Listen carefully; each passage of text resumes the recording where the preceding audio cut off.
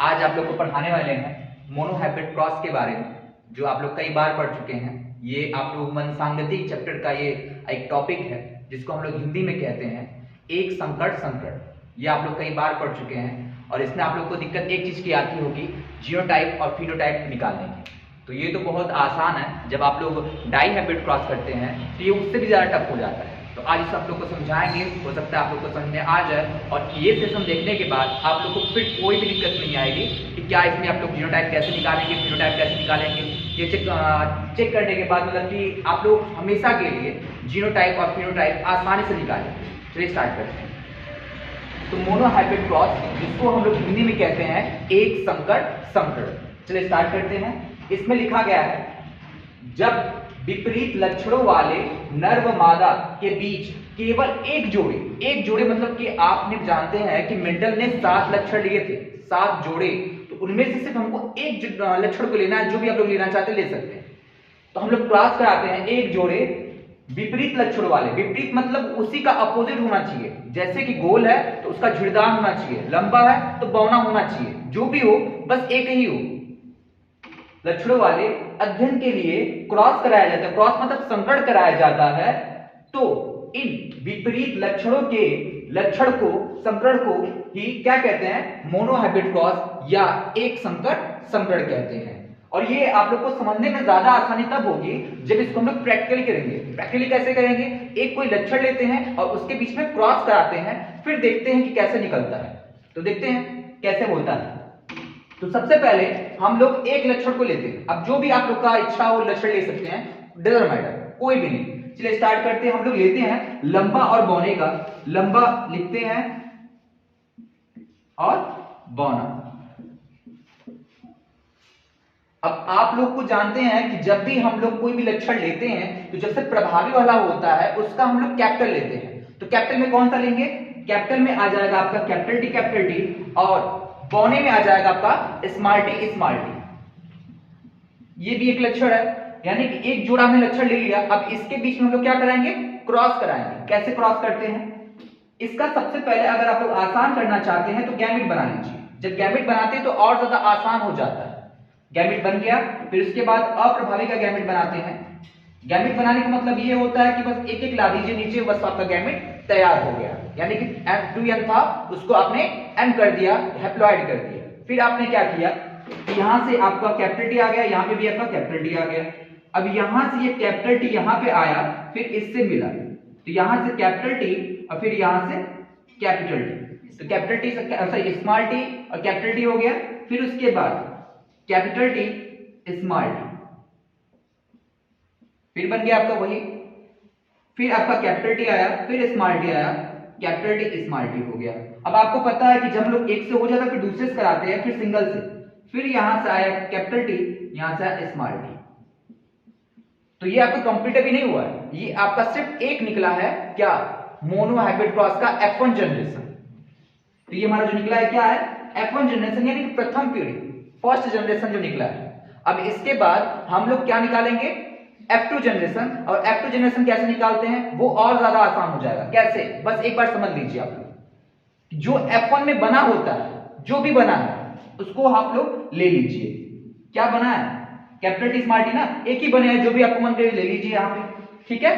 फिर उसके बाद इसी में क्रॉस करेंगे, यानी कि सेल्फ पॉलिनेशन, जिसको आप लोग पढ़े स्वपरागण करते हैं जैसे, वैसे सेम इसी तरह करना है। तो इसके बाद मैंने क्या किया कि जो F1 में बना है वही F1 का हमने लिख दिया। अब इसके बाद हम लोग क्या करेंगे? गैमेट बनाएंगे। और गैमेट कैसे बनाते हैं आप लोग को पता हो गया। बस क्या करते हैं?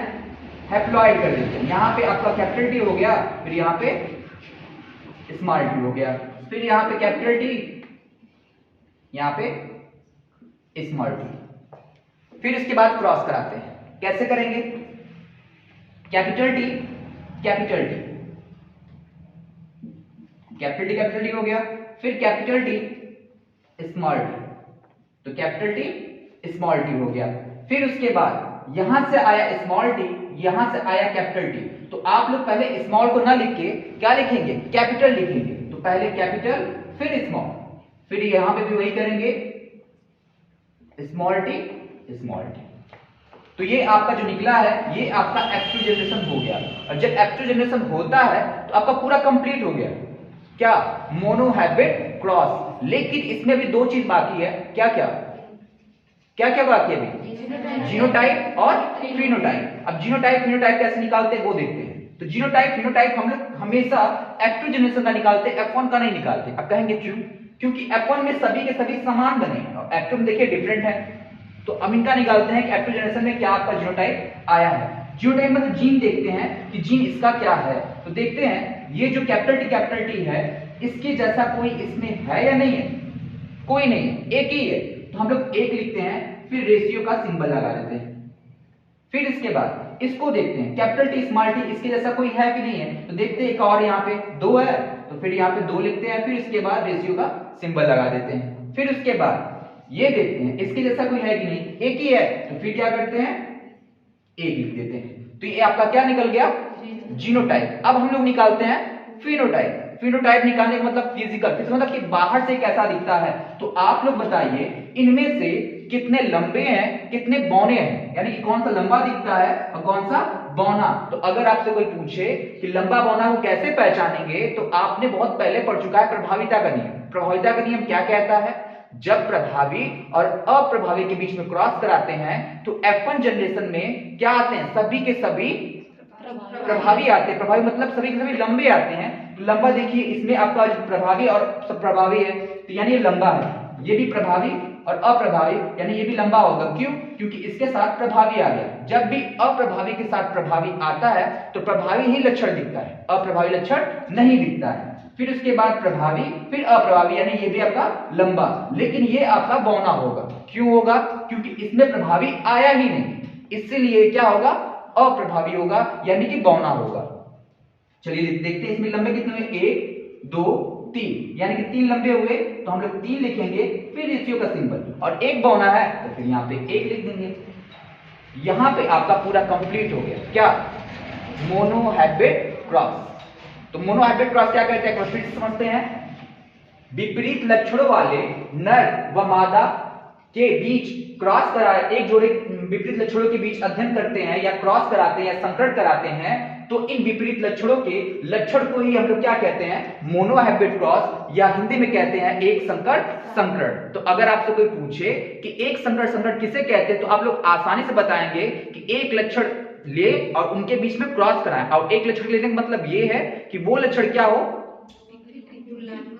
विपरीत हो, या कह सकते तुलनात्मक हो। उनके बीच में जब लोग क्रॉस कराएंगे तो क्या होगा, F1 जनरेशन बनेगा। और फिर जब F1 जनरेशन बनता है तो उसी F1 जनरेशन से हम लोग फिर से क्रॉस कराते हैं, F1 जनरेशन फिर लिखते हैं और इनके बीच में क्रॉस कराते हैं। तो जो भी F2 जनरेशन बनता है, जो F2 जनरेशन बनता है उसका हम लोग जीनोटाइप और फिनोटाइप निकालते हैं और आपका पूरा कंप्लीट हो जाता है क्या, मोनोहैबिट क्रॉस, जिसको हम लोग कहते हैं एक संकर संकरण।